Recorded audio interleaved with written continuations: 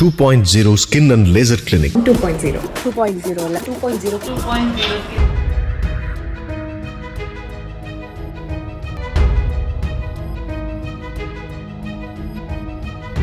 ஓய்வு பெற்ற ராணுவ வீரருடைய இருசக்கர வாகனத்துல நல்ல பாம்பு குட்டி ஒன்று புசுக்குன்னு ஏறி உக்காந்துக்கிச்சு. அப்புறம் பாம்பு பிடி வீரர்களை கூப்பிட்டு அந்த பாம்பை பத்திரமா பிடிச்சி தண்ணி கேனுக்குள்ள அடைச்சு எடுத்துட்டு போயிருக்காங்க.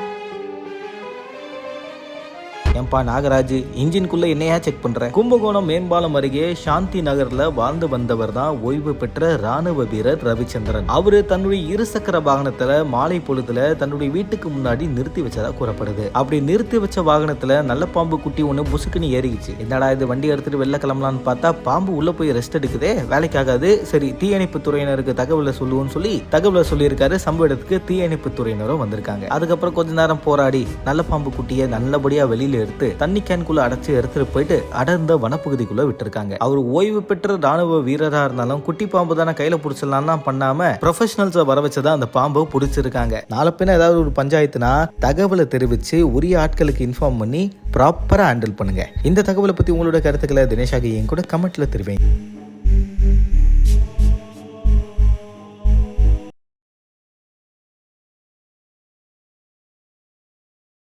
2.0 Skin and Laser Clinic. 2.0 2.0 2.0 2.0